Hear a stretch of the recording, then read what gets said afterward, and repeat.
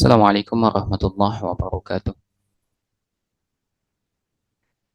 Bismillahirrahmanirrahim. Alhamdulillahi rabbil alamin nahmaduhu wa nasta'inuhu wa nastaghfiruh wa na'udzu billahi min shururi anfusina wa min sayyiati a'malina. May yahdihillahu fala mudilla lahu wa man yudlil fala hadiya lahu. Ashhadu an la ilaha illallah wa la syarika lah wa ashhadu anna Muhammadan 'abduhu wa rasuluh. Allahumma salli wa sallim wa barik ala Muhammadin wa ala alihi wa sahbihi ajma'in. Allahumma alimna ma yanfa'una wanfa'na bima 'allamtana wa zidna ilma. Hadirin dimuliakan oleh Allah Subhanahu wa taala. Alhamdulillahi rabbil alamin. Tiada hentinya kita memuji Allah Subhanahu wa taala Rabbul alamin atas nikmat yang dilimpahkan kepada kita. Berupa nikmat sehat, berupa nikmat waktu luang, berupa nikmat aman. Dan itu adalah semua kenikmatan yang mesti kita syukuri. Dan yang tak kalah penting adalah nikmat disampaikannya kita pada bulan Ramadan tahun ini. Dan alhamdulillah, kita dalam waktu satu hari akan memasuki 10 terakhir di bulan Ramadan. Akan memasuki 10 terakhir di bulan Ramadan. Itu menunjukkan bahwasanya kita sebentar lagi akan berpisah dengan Ramadan. Yang menjadi pertanyaan besar adalah, apa yang sudah kita lakukan di 20 hari Ramadan yang sudah kita lewati? Apakah kita isi dengan hal yang bermanfaat, ibadah yang lainnya, atau kita isi malah dengan kesia-siaan? Maka pada detik ini penting kita untuk mengevaluasi, refleksi, untuk memperbaiki. Kalau ada yang kurang memang ya kita tambah.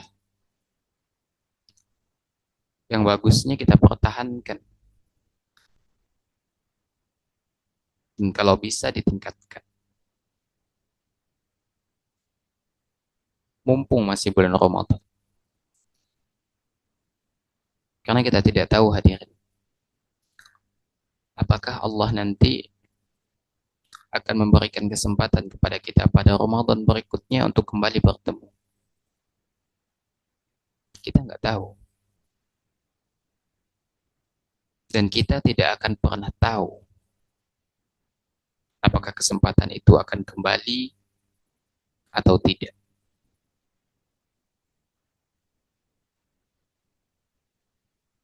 Maka kita lihat bagaimana kita mengalokasikan waktu kita pada bulan Ramadan. Ya dengan segala kekurangannya tentu. Bagaimana dengan bacaan Al-Quran kita. Karena kita tahu ya bulan Ramadan, sebagaimana dipraktekkan oleh para salaf, ya, identik dengan membaca Al-Quran. Ya, identik dengan membaca Al-Quran.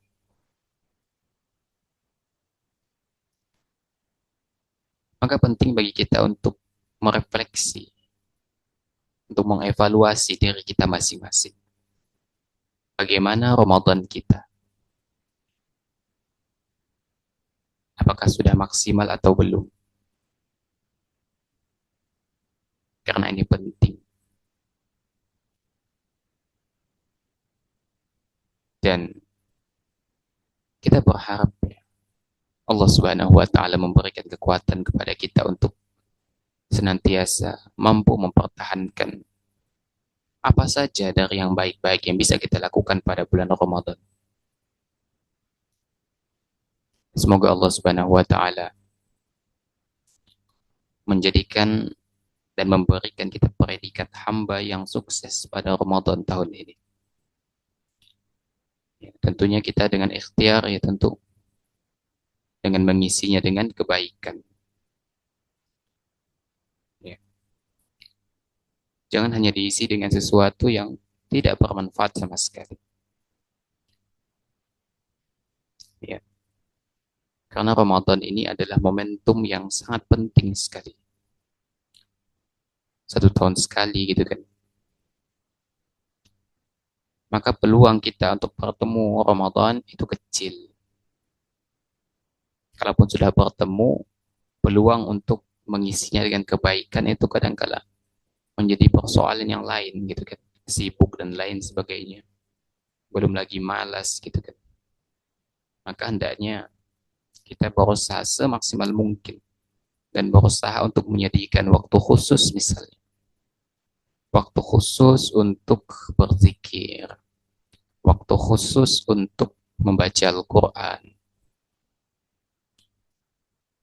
Jangan menunggu waktu luang, akan tetapi berusahalah untuk meluangkan waktu. Karena kalau kita berbicara waktu luang, ya sulit gitu kan, sulit. Oleh karena itu, ya kita maksimalkan Ramadan pada kesempatan ini.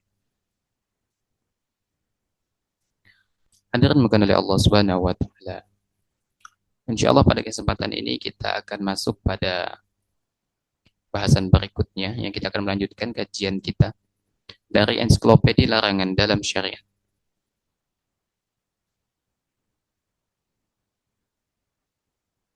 Dan insya Allah pada kesempatan ini kita akan masuk pada bahasan berkaitan dengan mengolok-olok dan menghina seorang muslim. Ya, mengolok-olok dan menghina seorang muslim. Ada kan makan oleh Allah Subhanahu wa taala. Di dalam kehidupan kita berinteraksi, bertemu, bertegur sapa, kontak fisik dengan manusia yang lainnya. Dan tak jarang kita melihat sesuatu yang mungkin aneh di pandangan mata kita. Akan tetapi itu bagian dari sunatullah di dalam kehidupan. Bahwasanya berbeda itu adalah sesuatu yang akan kita temukan, sesuatu yang mutlak di dalam kehidupan. Ada orang yang memiliki fisik yang berbeda dengan kita. Ada orang yang memiliki kemampuan IQ yang berbeda antara satu dengan yang lainnya. Ada orang yang memiliki kekuatan otot, kefasihan dalam berbicara, sempurna atau tidaknya fisik yang bisa diindra. Semua kita temukan ada yang berbeda.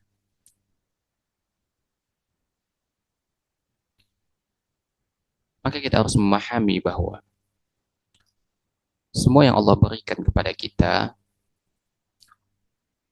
apa yang Allah takdirkan, pada hakikatnya itu adalah yang baik untuk kita.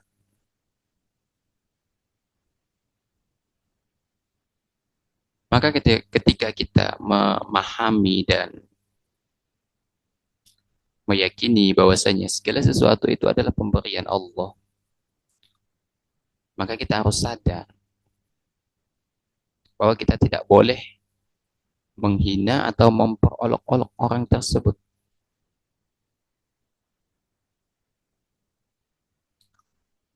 Apa? Nggak ada manfaatnya kalau kita menghina, mengolok-olok gitu kan. Nggak ada sama sekali. Justru akan merugikan dari sisi akhirat kita. Yaitu dalam kezoliman dan lain-lain. Atau bahkan orang yang diolok itu lebih baik dari kita. Kita nggak tahu. Kita nggak tahu. Ya. Allah Subhanahu wa taala berfirman, A'udzubillahi minasyaitonir rajim.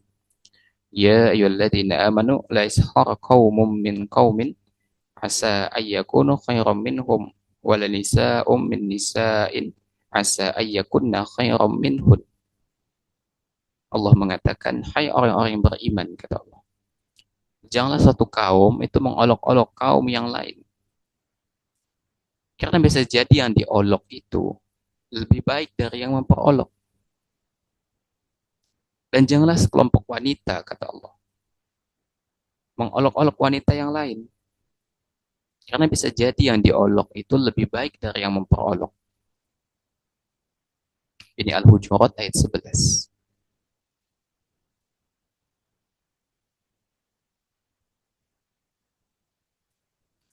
Jadi Allah Subhanahu wa taala menjelaskan kepada kita bahwa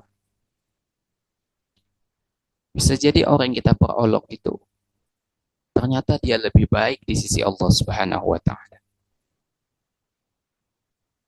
Ternyata dia lebih baik dari sisi kualitas dari kita. Ternyata dia lebih alim dari kita. Ternyata dia lebih berilmu dari kita. Kita nggak tahu hadirin.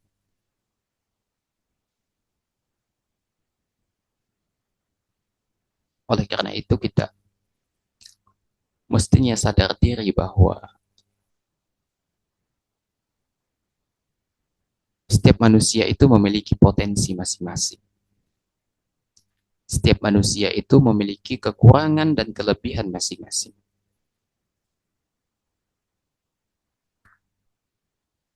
Namun bukan berarti kita memberikan toleransi kepada kemaksiatan.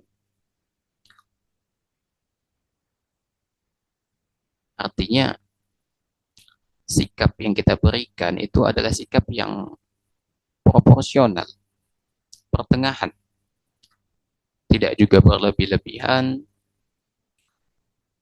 tidak juga terlampau ridho atau membiarkan hal itu terjadi. Maka kata Allah mengingatkan kita kepada laki-laki dan kepada perempuan yang beriman kepada Allah. Jangan sampai karena ada sesuatu dari orang lain yang berbeda dari kita, membuat kita memperolok-olok mereka. Apakah orang itu berbeda dari kita dari sisi fisiknya, atau berbeda dari sisi kemampuannya, retorikanya, penampilannya. Maka jangan sampai hal itu membuat kita bermudah-mudahan di dalam merendahkan. Karena kita harus paham, kita tidak tahu hakikat seseorang. Apakah orang itu adalah orang yang bertakwa atau tidak.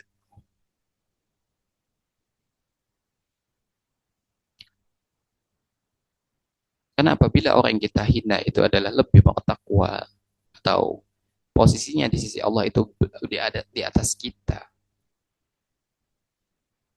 maka itu beda lagi kondisinya. Maka kita menyerumuskan diri kita pada hal yang membinasakan. Iya.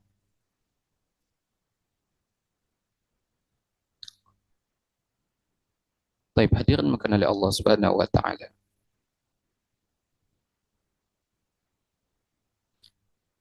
Dalam kitab Az-Zawajir an Iqtirafil Kabair, Imam Al-Haytami rahimahullahu taala menjelaskan bahwa Ibnu Abbas pernah menafsirkan firman Allah Subhanahu wa taala, "Wa yaquluna ya wailatana ma li hadzal kitabi la yughadiru saghiratan wala kabiratan illa ahsaha." Dan mereka mengatakan, "Aduhai celaka kami. Kitab apakah ini yang tidak meninggalkan yang kecil dan tidak pula yang besar, melainkan ia mencatat semuanya." Iya.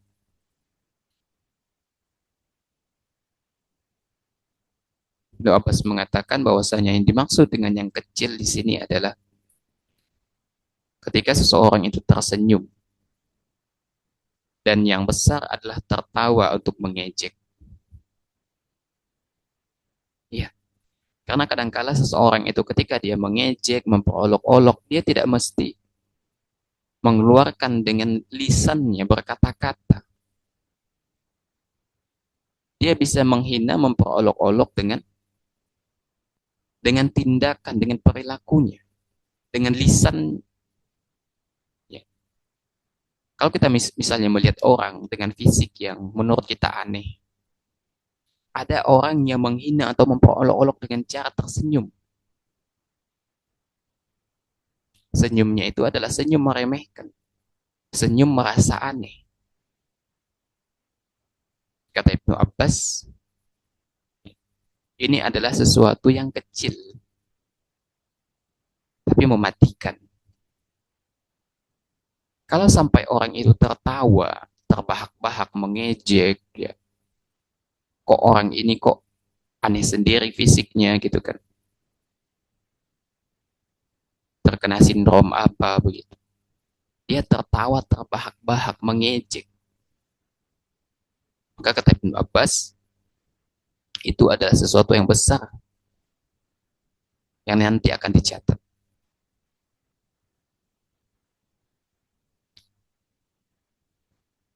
Maka yang namanya menghina atau mengejek itu tidak mesti di dalam bentuk frontal lisan mengucapkan gitu loh. Tapi bisa melalui tindakan-tindakan yang sifatnya tidak disadari oleh orang lain kecuali oleh diri kita sendiri dan Allah Subhanahu wa taala. Lisan atau bibir yang tersenyum untuk mengejek atau lisan yang tertawa untuk mengejek itu sama-sama mematikan. Sama-sama mematikan. Hanya saja caranya itu berbeda, ya. Kemudian ketika menafsirkan firman Allah Subhanahu wa taala, "Bi'sal ismul fusuqu ba'dal iman." Seburuk-buruk panggilan adalah panggilan buruk sesudah sesudah iman. Ya. Dijelaskan oleh Imam Al-Qurtubi, beliau mengatakan bahwasanya siapa saja yang memberikan gelar buruk dan memperolok-olok saudaranya, maka ia adalah orang fasik. Ya. Mengolok-olok di sini bisa berupa menghina, mengejek, merendahkan, menyebut aib, menyebutkan kekurangan, sehingga itu dijadikan sebagai bahan tertawaan. Ya, bisa juga dengan menirukan gerakannya, perkataan, ya, dengan isyarat atau mentertawakan kegagapan seseorang. Ya, ketika orang itu berbicara, tatkala terjadi kekeliruan, ya, atau karena keburukan fisiknya, ya, atau karena keburukan fisiknya. Jadi yang namanya menghina, mengolok-olok itu banyak sekali rupanya, bentuknya gitu kan. Banyak sekali. Bisa dengan menirukan gerakannya. Menurut kita gerakannya itu aneh, maka dibuat sebagai lelucon. Atau misalnya orang itu gagap misalnya, dibuat sebagai lelucon. Dijadikan sebagai candaan. Atau orang itu misalnya pincang, kepincangan itu dijadikan sebagai olok-olokan. Atau misalnya ada orang yang katakanlah mohon maaf ya, mohon maaf cacat misalnya. Dijadikan sebagai lakop ya, panggilan. Ya. Atau misalnya ada seseorang tadi anak ulang ya, atau misalnya tadi ada seseorang yang pincang. atau katakanlah mohon maaf yang cacat ya, kemudian dijadikan sebagai sebagai lakop untuk orang tersebut sebagai panggilan ya. Oh, si cacat datang gitu. Sehingga dia tidak menyebutkan nama orang tersebut akan tetapi menyebutkan dari sisi aib atau dari sisi kekurangan yaitu cacat.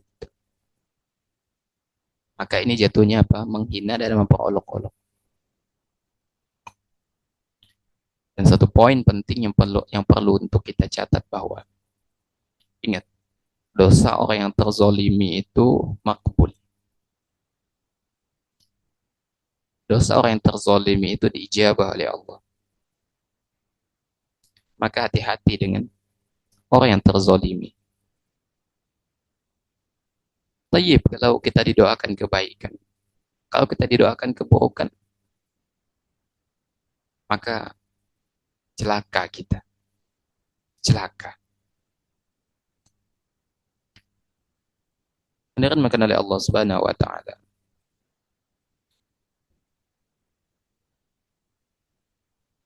Jadi Allah Subhanahu wa taala mengingatkan, menekankan kepada kita bahwasanya kita tidak diperkenankan untuk menghina ataupun memperolok-olok. Ya. Misalnya mengatakan bahwa orang itu IQ-nya IQ jongkok misalnya, untuk menggambarkan betapa bodohnya orang itu. Atau memberikan gelar kepada orang dengan gelar-gelar si buruk rupa misalnya. Maka gelar-gelar seperti ini adalah tentu gelar-gelar yang bisa merusak kehormatan, merendahkan kehormatan. Dan tentunya kita tidak tahu hadirin, di sisi Allah itu siapa yang lebih baik. Apakah yang menghina atau yang dihina. Namun pada intinya, pada poinnya, bahwasanya kita tidak diperkenankan untuk menghina. Apapun kondisinya, bagaimanapun tujuannya. Selain itu Allah Subhanahu wa taala menyebut orang yang memanggil dengan gelaran-gelaran buruk serta menyematkan gelar-gelaran buruk kepada orang lain dengan apa? Dengan kefasikan. Dan kita tahu bahwasanya orang fasik, istilah fasik ini adalah istilah yang berat apabila dia disematkan oleh Allah pada seorang seorang muslim. Karena apabila seorang muslim itu sudah dicap sebagai orang yang fasik oleh Allah Subhanahu wa taala, maka orang itu adalah orang yang jauh dari ketaatan. Orang yang fasik itu adalah orang yang jauh dari ketaatan. Oleh karena itu, antara perbuatan memperolok-olok, menghina, itu mental kalau disandingkan dengan keimanan. Itu mental. Karena orang yang benar di dalam beriman itu mesti tahu sikap yang tepat itu bagaimana. Kata-kata yang pantas untuk dikeluarkan itu seperti apa. Apa yang mesti dilakukan. Dia tahu mana yang tepat, mana yang benar. Karena keimanan itulah yang menuntun dia untuk tetap ya, kokoh di atas jalan kebenaran itu. Ya.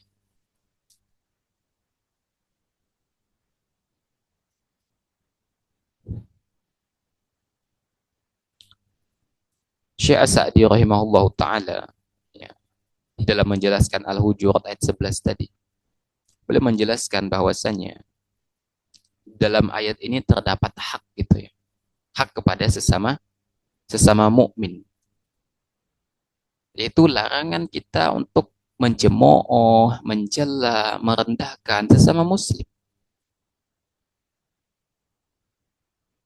Dan ini adalah perbuatan yang jelas dilarang. Dan ini adalah perbuatan yang haram gitu loh. Dan orang yang mencela, menghina orang lain itu menunjukkan bahwasanya orang itu merasa kagum terhadap dirinya. Karena ketika seseorang itu mencela, menghina orang lain, dia memposisikan dirinya itu berada di atas gitu loh. Seolah-olah dirinya itu nggak punya kekurangan. Sehingga dia menjadikan kekurangan orang lain sebagai bahan ejekan.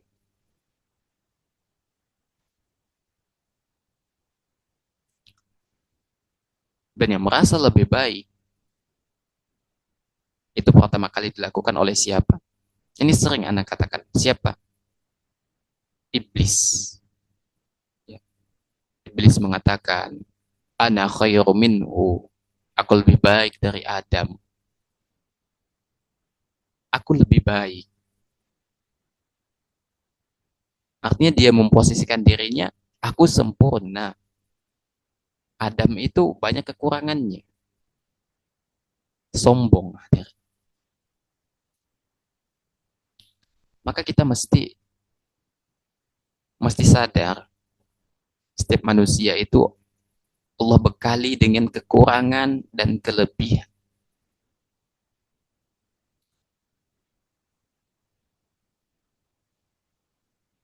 Maka jangan pernah kita menjadikan kekurangan orang lain sebagai jalan untuk mencapai kesenangan.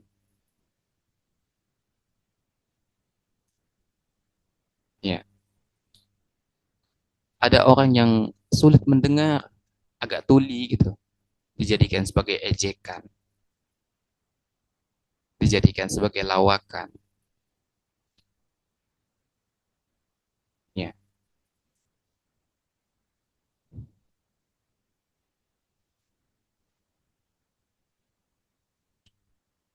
adakan bukan oleh Allah Subhanahu wa taala. Jadi larangan mencela sesama muslim ini berlaku secara umum sebagaimana dijelaskan oleh Imam At-Tabari. Termasuk diantaranya mencela kemiskinan seseorang itu nggak boleh, ya. Atau mencela mencela perbuatan dosa yang dilakukan oleh orang lain misalnya. Oke lah, orang lain bermaksiat kepada Allah Subhanahu wa taala. Tapi ingat bahwasanya posisi kita ini sesama hamba ya. Jangan sampai kita menjadikan kemaksiatan orang lain sebagai bahan untuk menjatuhkan atau merendahkan gitu loh. Karena kita tidak boleh memiliki masalah personal. Cuman yang kita ingkari itu adalah kemaksiatan yang dilakukannya gitu loh. Artinya kalau kita benci ya bukan benci personal, akan tetapi benci pada sisi kemaksiatannya. Namun bukan berarti kita boleh merendahkannya dengan menggelarinya dengan dasar si pelaku maksiat, dasar orang fasik, itu nggak boleh. Nggak boleh. Kecuali, kecuali untuk memberikan peringatan kepada orang lain akan buruknya perbuatan orang tersebut. Misal, misalnya ada seseorang yang hobi ngutang, ngutang di sana sini. Setiap warung dia punya utang. Maka boleh kita memperingatkan orang lain bahwasanya orang ini hobi berhutang. Tujuannya apa? Agar orang yang belum dihutangi itu tidak menjadi korban selanjutnya. Akan tetapi tujuan kita bukan untuk menghina gitu loh. Memperingatkan orang lain.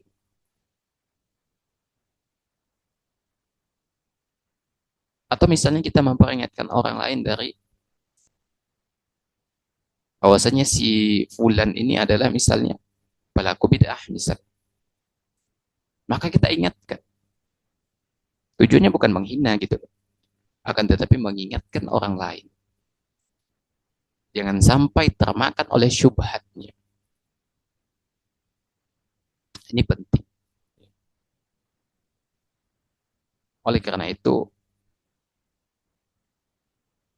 penting bagi kita untuk berhati-hati di dalam bertindak, dalam berkata-kata. Jangan sampai itu justru menghancurkan kita begitu.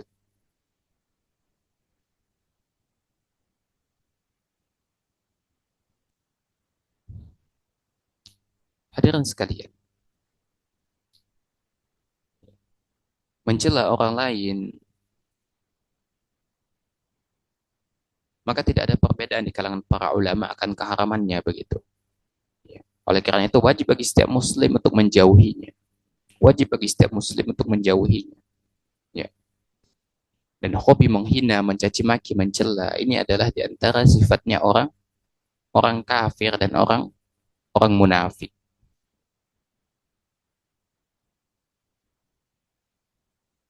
Ya. Syekh Sa'di rahimahullah menjelaskan juga bahwa boleh jadi orang yang dihina itu lebih baik dari orang yang menghina. Kenapa demikian? Karena kata beliau realitanya memang demikian. Orang yang hobi menghina, mencaci maki, berarti hatinya itu ada yang sakit, ada penyakit di hatinya. Ya, nggak ada sama sekali akhlak mulia di dalam hatinya.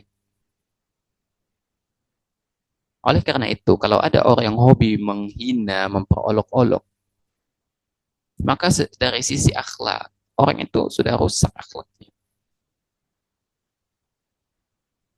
Sudah rusak. Oleh karena itu, ya, kita tidak boleh menghina seseorang. Karena boleh jadi orang itu adalah orang yang terbaik di sisi Allah Subhanahu wa taala. Boleh jadi lebih banyak amal kebaikan. Boleh jadi lebih sedikit dosanya. Gitu kan? Dan tidak ada yang bisa menjamin bahwasanya kita itu lebih baik dari orang yang kita cela. Tidak ada.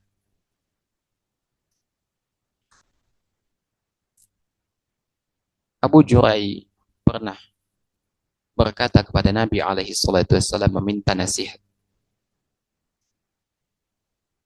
Setelah beliau meminta beberapa nasihat, di antara nasihat yang diterima oleh beliau adalah kata Nabi alaihi salatu wassalam, la tasubanna ahad. Jangan pernah engkau menghina seorang pun. Jangan pernah. Maka Abu Jurai mengatakan, aku pun tidak pernah menghina seorang pun setelah itu. Baik kepada orang yang merdeka, kepada budak, kepada seekor unta, ataupun kepada seekor domba. Tuh bayangkan, berangkat dari nasihat Nabi alaihi salatu wassalam, jangan menghina seorang pun. Maka Abu Jurai pun tidak pernah menghina siapapun, bahkan kepada binatang sekalipun.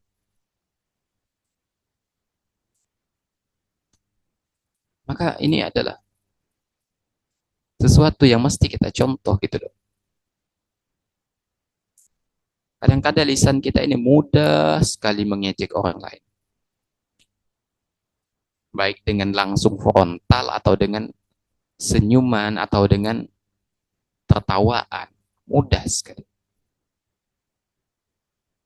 Ya.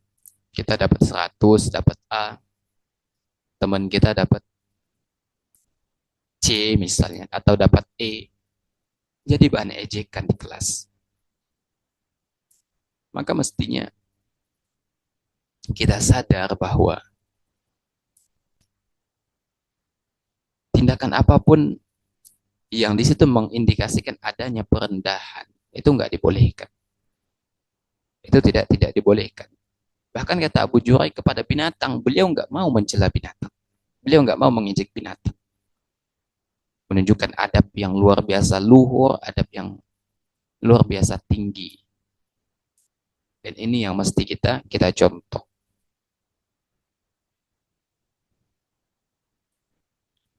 Ibnu Katsir rahimahullah ta'ala menjelaskan bahwasanya tindakan melecehkan atau merendahkan orang lain ini masuknya di dalam kesombongan. Karena kata Nabi alaihi salatu wasallam ketika menjelaskan tentang sombong itu al-kibru batarul haqqi wa ghamtun nas. Sombong itu adalah menolak kebenaran dan meremehkan manusia. Artinya kalau seseorang itu menghina meremehkan, mencela, berarti dia menganggap orang lain itu punya kekurangan, kerdil gitu loh. Dan yang meremehkan itu merasa dirinya tinggi. Namun kita harus sadar, bisa jadi orang yang kita remehkan, orang yang kita hina itu adalah mulia di sisi Allah Subhanahu wa taala.